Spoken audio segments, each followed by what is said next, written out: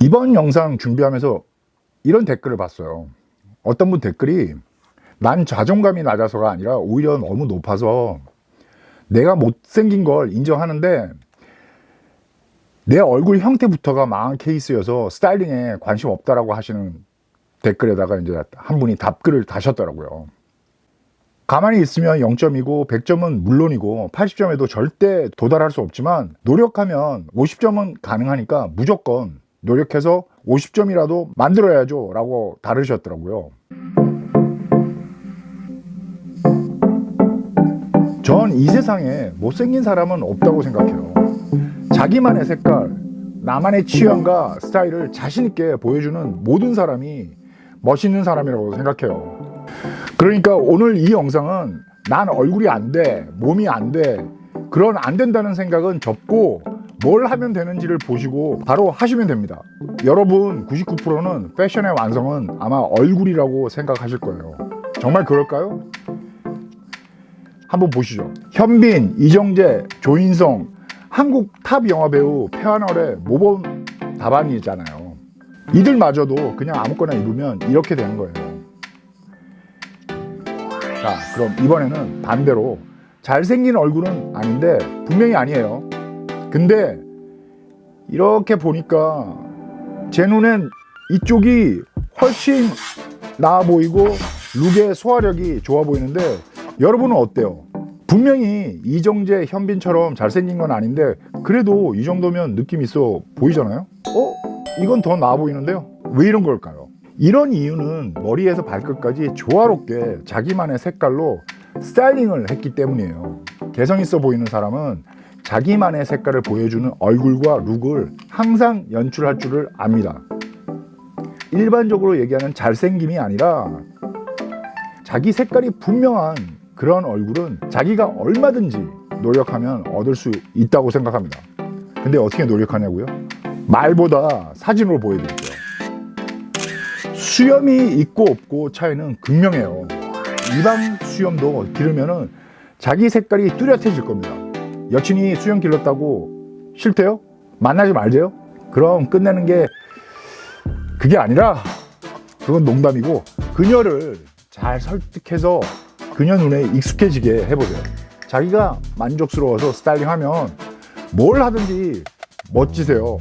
잠깐 옆으로 샜는데 돌아와서 수염과 직장인들, 저야 패션 쪽이니까 아무런 제약이 없었어요.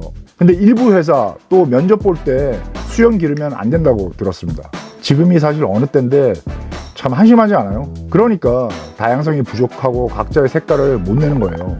하지만 우린 뭐 이겨내야죠. 수염 저도 다시 기르려고요. 겨울도 오고 하니까 수염 있으면 사실 그냥 대충 입고 나가도 느낌 나서 좋거든요. 남성적인 분위기가 쫙 깔리니까 보시는 것처럼 등치가 있으신 분들도 얼굴이 입체감이 있어 보이고 큰 볼살들이 묻히는 효과도 있어요. 그러니까 수염은 사실 스타일링 하는데 꽤 괜찮은 치트키니까 이 기회에 길러보시죠 뭐. 자, 다음은 의외로 남자분들 머리 스타일에 민감하잖아요. 근데 문제는 자기가 어떤 스타일로 머리를 해야 될지 모른다는 거예요. 그것뿐만이 아니라 헤어스타일로 어떤 느낌의 룩으로 스타일링을 할지 전혀 모른 채 남들이 많이 하니까 트렌드에 맞추려고 그냥 그런 무식함으로 대부분 미용실에 가서 알아서 해주세요.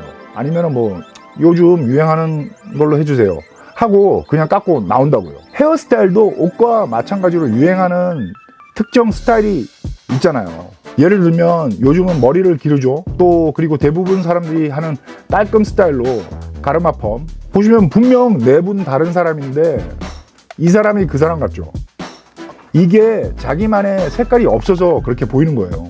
자, 그러면 각자의 색깔에 맞춰서 스타일링하는 분들 보시면 어때요? 각자의 개성이 넘치니까 나이 드신 분마저도 너무 멋져 보이시잖아요. 이만큼 헤어스타일이 중요하다는 거예요. 여기에다가 수염까지 기르면 얼굴에 입체감이 확 드러나죠.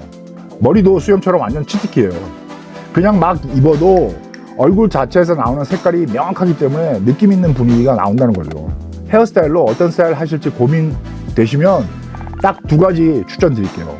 첫 번째, 일반적인 헤어샵 말고 바버샵 리뷰 보고 잘 한다는 곳 가보시면은 개성 넘치는 헤어스타일 많이 보실 수 있고 제안도 받으실 거예요. 그리고 두 번째, 일단 무작정 길러보시는 걸 추천드려요. 머리를 기르다 보면 일단 개성 한 방은 먹고 들어가거든요. 그리고 꼭 눈썹 정리 꼭 해주고요.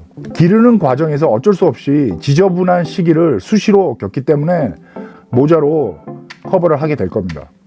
그러면 모자 착용을 한 날과 안 한 날의 느낌, 무드가 달라지면서 양쪽의 무드를 자연스럽게 가지시게 될 거예요. 이렇게 모자도 안경처럼 헤어스타일을 바꿔주는 액세서리라고 생각하시면 됩니다. 근데 여러분 중에 각지고 얼굴이 큰 편이라고 모자가 안 어울린다고 생각하시는 분들 계시던데, 지금 이분들 모자 쓴 거 느낌 있지 않아요? 일반적인 기준으로 따지면 모자가 작다고 하실 분도 계시겠지만 여러분 눈에 익숙해지면 아무렇지도 않아요. 저도 그랬어요.